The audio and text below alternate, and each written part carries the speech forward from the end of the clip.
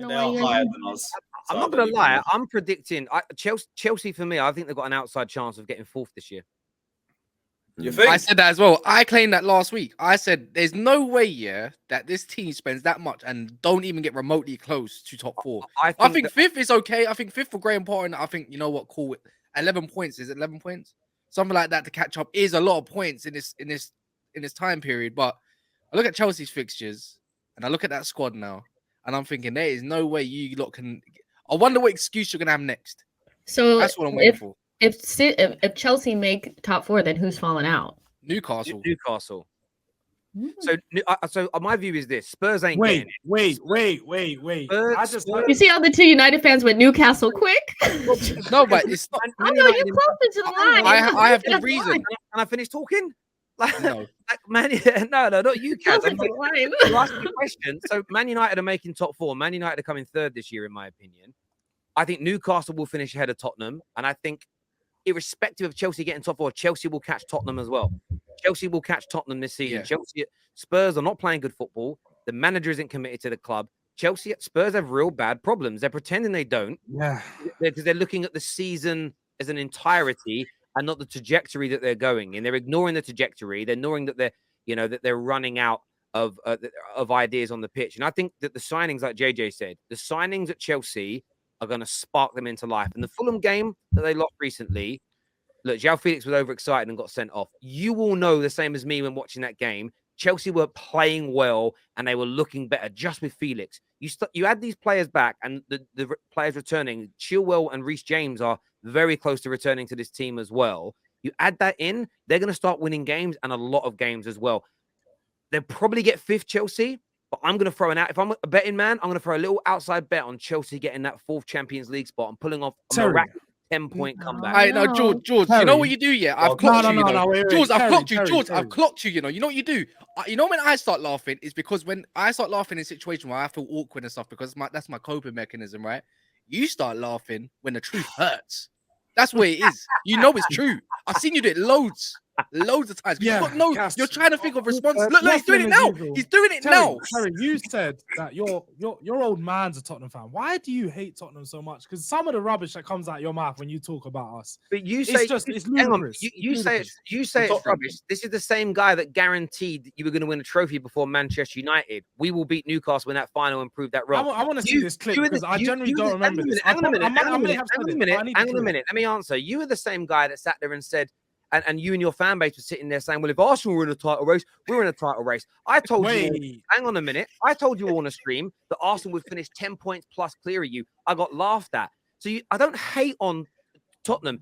You're just not very good right now. You didn't justify anything I said there, Terry, though. You just deflected and said apparently no, I never said anything about title race. Let's get that clear. Fan base may have them. They may have mentioned it, but I can't obviously speak to our whole fan base. But the fact that you tried to rub Tottenham out of this top four race, we're only 3 points behind you, Terry. You guys aren't well ahead of us. Your amazing season and Tottenham's horrible season only brings us 3 points apart. And Tottenham have improved. Tottenham has improved in January. We've signed one of our most important positions, and we significantly improved that. The right wing back spot. So if you think that Tottenham's football won't get better with the signing of Pedro Porro, with the signing of Danjuma, and options come on for the out-of-form Son, then you must be sorely mistaken. Chelsea have more problems than just players. Their manager has not found the right formation or tactics that even works for them this whole season. We have the least cohesive squad in the top 10. He doesn't even know what players to use in what position. He doesn't know if he wants a back five, back four, back three. He doesn't know. So Chelsea having a better chance of top four than Tottenham is ludicrous. You're stretching though. You're stretching though, Jules. You asked Terry, like what does he have against Tottenham, this, that, and the other. He just said it like before all of that. He said your manager don't like you, your own fans don't like you. You know everything about that club. They don't even like each other. The players probably don't even like themselves at this moment of time. Just because you got a right wing back does not mean everything's going to change. What are you on about? It's definitely an upgrade. It's definitely an upgrade on your point. I hear it. Let's respond for a minute. I get your point that there's only 3 points difference between us, but you're ignoring what I said.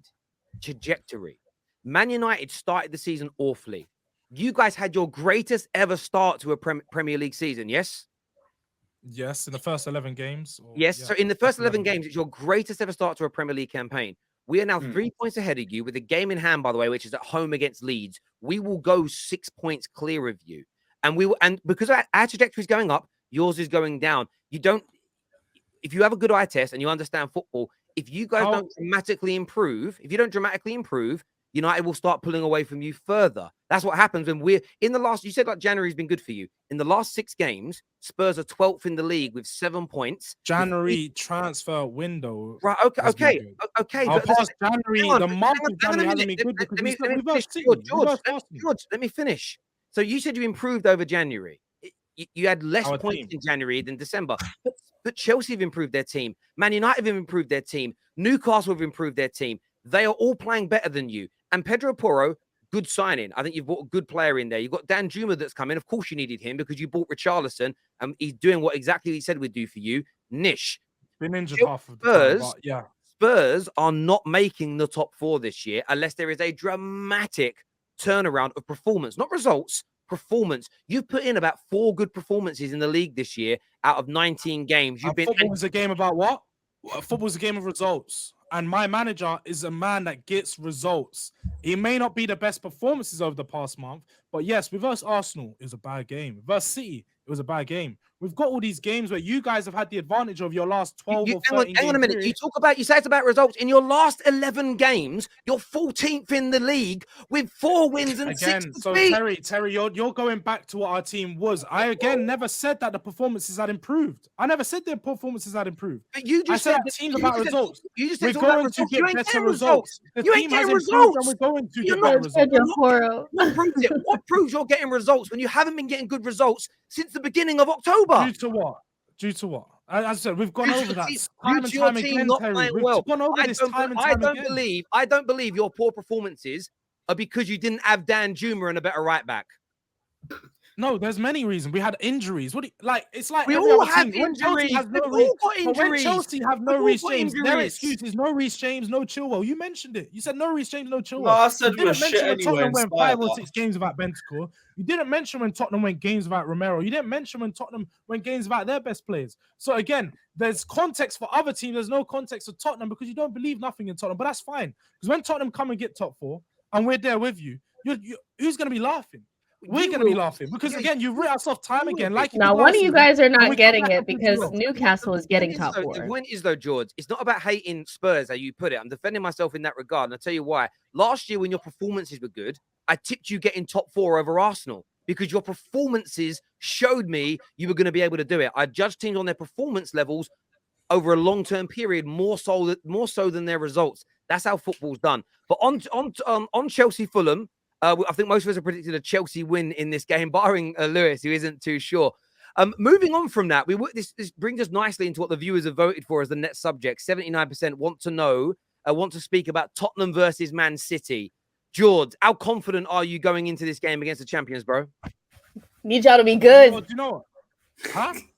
We need y'all to be good. You guys gonna do something for us? Tottenham, can you do something for me?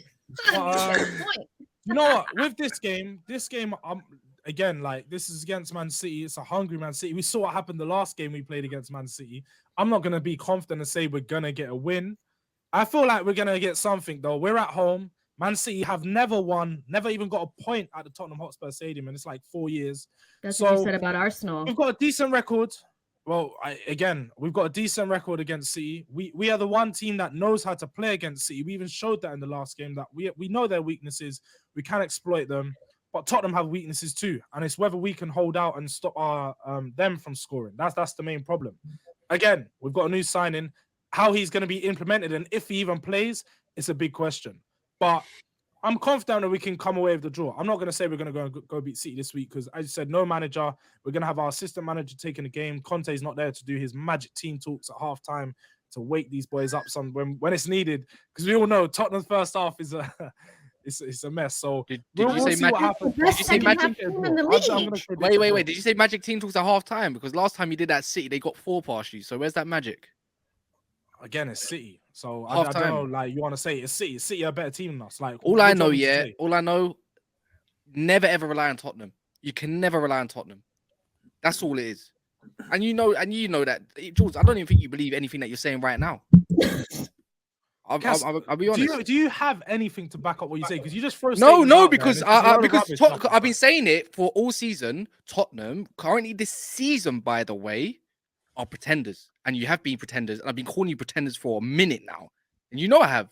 And you say about Tottenham title talks, but we got clips of you on Never a Foul of you talking about title stuff and the best everything. That's and lies. Terry was no, because you said if Arsenal are talking about the title, why aren't we? We're having the best this, best that, unbeaten run. I've got you, bro. Don't do this. Show me. Show me. 100%. I've never once said we're gonna win the 100%. title. So again, you come can on this say show on what Monday. You want. Say what Let's go! No one's got me saying Tottenham's gonna win. You the title, and Deji are criminal. Just to interject quickly. No one is saying you said you were going to win the title. What I know, you or Patrick definitely said if Arsenal were in a title race, so are we, because we've had our greatest ever start to a league campaign. That doesn't take away from the fact that you say, why am I hating on Tottenham? My view is this: when Spurs fans say these things and then you fall away from it, you're always going to get banter on it. In terms of this game, though, JJ, what you saying? Can you see Spurs pulling off another brilliant win against City, or do you just see City having too much for Tottenham right now? You know what? We haven't spoken about this whole, obviously, like Cancelo leaving Man City, Bernardo Silva, is he leaving or not? Are the stars aligning for the Gooners and for Arsenal? I don't know, maybe so. In past years, as Jules has said, like City have struggled against Spurs. Spurs have had their number in the Champions League even as well. Even in that game that it was in the FA Cup, I believe, Spurs were winning that game. Yes, they capitulated and they were Spursy, but they were winning that game. Now, can they keep up that kind of momentum? I guess we'll have to wait and see. But I've got a feeling that Spurs win this though, and I know that that's why I've got a feeling that Spurs win this game, and I think the gap for Arsenal just increases. I'm not even trying to be funny. Like, I just think, I know Man City, well, we don't know no Man City fans. We really don't. So none of them are going to be in the chat so they can hear me hear this or say this. But when we played against them in the cup, I know they won, but I was just like, is this it? Like, you definitely have to have more than that for sure. And there's definitely like some issues there. There's some players that don't want to be there. And even though Spurs, like you said, capitulated at their home ground with a couple of new players, I don't know, like it could be a closer game than people are saying if Spurs can keep them out. But I'm seeing like Manchester City drop points here for some reason. I just think it just feels like they're going to drop points. Now, will we be able to get over Everton? Hopefully. But I think Spurs have a little something for Manchester City at home. You know, I just think the matchup just feels like Spurs can get something out of it. Kulusevski will be a couple, games past his injury. Kane is doing Kane things, even though people aren't talking about him. He's having a decent season, and they have a fresh, Danjuma. I'm bigging you up right now because I'm just trying to believe what I'm saying here. Don't clap. But I'm clapping. But yeah, I think you got some. Kane's doing his thing, and he's not been spoken about. No, you're right. Kane's been doing his thing, and not that many people have been speaking about it. He will be on 20 goals real soon, and not that many people are speaking about it. So.